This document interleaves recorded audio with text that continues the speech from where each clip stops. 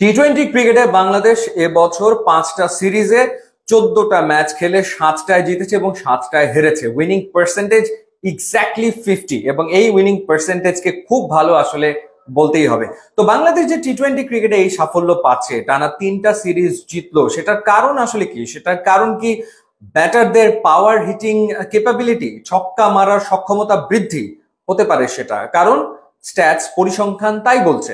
গত বছর বাংলাদেশ 24টা টি-20 ম্যাচ খেলে ছক্কা মেরেছিল 122টা, সেখানে এবছর 14টা ম্যাচ খেলেই বাংলাদেশি ব্যাটাররা ছক্কা মেরেছে 109টা।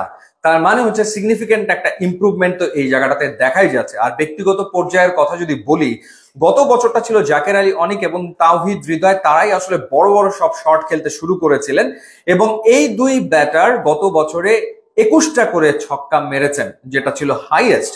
কিন্তু এই বছরে এরই ভেতরে পারভেজ হোসেন ইমন ছক্কা মেরেছেন 22টা এবং তানজিদ হোসেন তামিম ছক্কা মেরেছেন 23টা, এবং দুই ওপেনারের ভেতরে দুর্দান্ত একটা প্রতিযোগিতা চলমান রয়েছে। তার মানে কি দাঁড়ায়? তার মানে দাঁড়ায় যে হোক ওপেনার কিংবা মিডল অর্ডার ব্যাটসম্যান কিংবা লোয়ার মিডল অর্ডার ব্যাটার ছক্কা মারতে পারে, সেটা তো বোঝাই যাচ্ছে। জাকের আলী অনিক কিংবা তাওহিদ হৃদয় কিংবা তানজিদ তামিম কিংবা Parvez Hossain Emon, in fact lower middle অর্ডারে তানজিম সাকিব কিংবা রিশাদ হোসেন প্রত্যেকেই আসলে বড় শট খেলতে পারেন।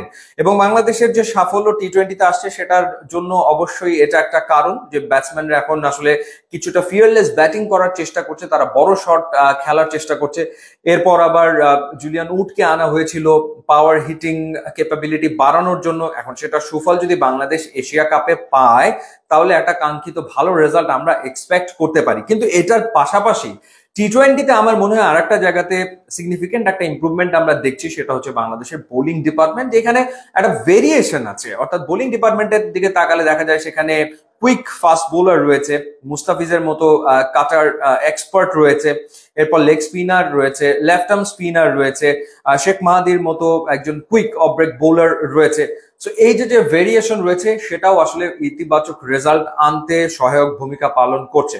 বাট দিন শেষে টি-20 ডেফিনেটলি চার ছক্কার খেলা বটে, কিন্তু শুধুমাত্র সাফল্যটা চার ছক্কার উপরে নির্ভর আসলে করে না। অনেক ক্ষেত্রে রানিং বিটুইন দ্য উইকেট খুবই ইম্পর্টেন্ট হয়ে যায়, অনেক ক্ষেত্রে ফিল্ডিং এর একটা গুরুত্বপূর্ণ ভূমিকা থাকে, অনেক ক্ষেত্রে আবার দেখা যায় যে বোলিংটা ইম্পর্টেন্ট হচ্ছে। তারপরেও 4-6 মারাটা খুবই জরুরি এবং সেই জায়গাটাতে ব্যাক টু ব্যাক 2 বছরে আমরা যে সাফল্যটা দেখছি বা ইমপ্রুভমেন্টটা দেখছি, সেটা সত্যিকার অর্থেই আশা জাগা নিয়ে। দেখা যাক বাংলাদেশি ব্যাটাররা এই ধারাবাহিকতা এশিয়া কাপে ধরে রাখতে পারে কিনা।